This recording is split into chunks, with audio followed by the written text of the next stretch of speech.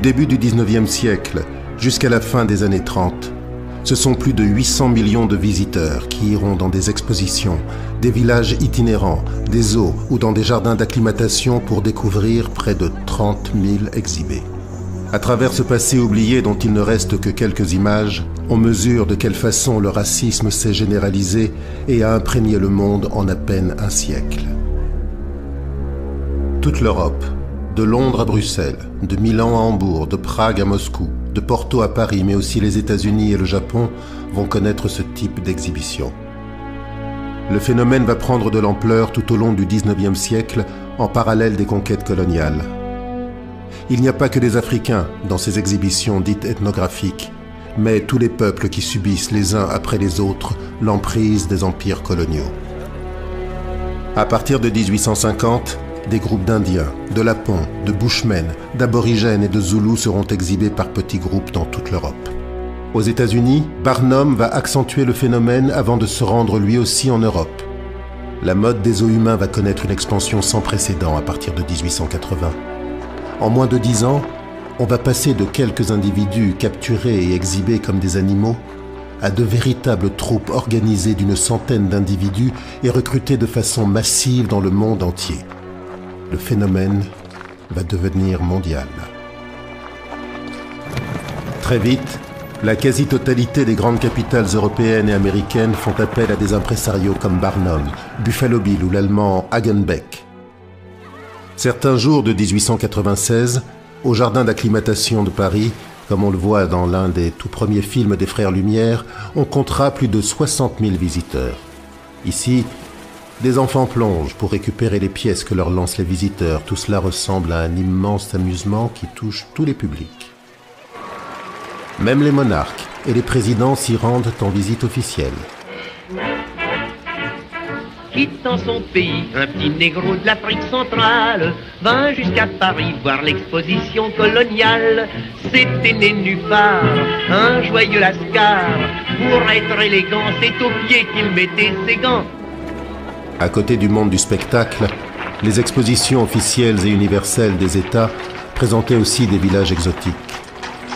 C'est une immense mise en scène du monde qu'organise alors l'Occident dans des décors aussi extraordinaires qu'éphémères. La foule s'y presse et le public en redemande.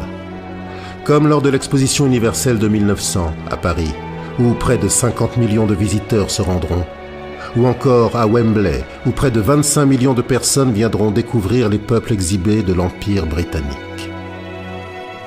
Il ne faut jamais oublier que pour la majorité des Occidentaux, c'est le premier contact avec ces populations qu'on a été chercher dans les régions les plus lointaines du globe et importer en bateau jusqu'en Europe. L'impact de ces spectacles populaires est alors immense, car il fait appel à l'inconnu et à la curiosité. Les scientifiques et les savants sont tout autant fascinés par ces spécimens vivants. Pour eux, la certitude est d'avoir devant leurs yeux des êtres inférieurs qu'il faut classer selon la hiérarchie des races à leur vision dominante dans le monde. Ce que nous découvrons à travers ces quelques images d'archives exceptionnelles sauvegardées du temps, c'est comment l'Occident est devenu raciste sans même s'en rendre compte. Exhiber des hommes et des femmes pour ce qu'ils sont et non pour ce qu'ils font. Les séparer ou les mettre à distance des visiteurs, les présenter comme différents et inférieurs, c'est construire une sorte de frontière entre le normal et l'anormal.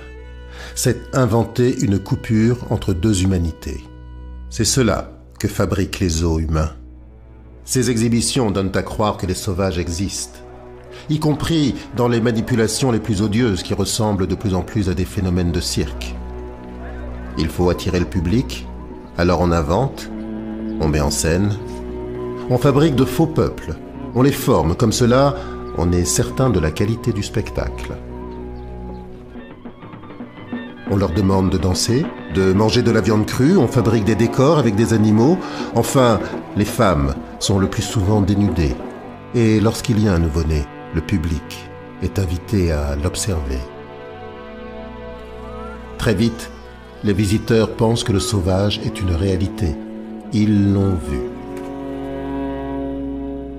Au-delà des exhibitions, pour marquer en profondeur les visiteurs, il y a les images, photographies, Cartes postales, articles, dessins de presse, affiches, c'est par millions qu'elles ont été diffusées. Ironie de l'histoire, ces troupes qui traversaient l'Europe et même l'Atlantique acceptaient cette mise en scène contre rémunération. Ces figurants de la sauvagerie étaient payés. Tel est l'envers du décor des zoos humains.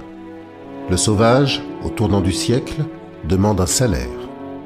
Il se mettra même en grève et, dans certains cas, se révoltera. Les conditions d'exhibition sont souvent dramatiques et on comptera des suicides, des morts par maladie, mauvais traitements, des morts de froid. Ces mises en scène ethniques font aujourd'hui partie du passé des sociétés occidentales comme de celui des ex-sociétés colonisées. Ces exhibitions ont validé les empires coloniaux en cherchant à prouver la supériorité des colonisateurs. Si ce passé, encore aujourd'hui tabou, dérange tellement, c'est sans doute parce qu'il nous permet de comprendre comment les idées racistes ont pu être popularisées en si peu de temps. Comment, par le spectacle et par la mise en scène, on a pu créer deux humanités sur la Terre. Au cours des années 30, le cinéma fascine désormais beaucoup plus le public et les zoos humains vont progressivement disparaître. Au final, que reste-t-il de cette histoire incroyable? Un regard sur l'Afrique et ses peuples toujours méprisants. Une certaine manière de se croire supérieur en Occident.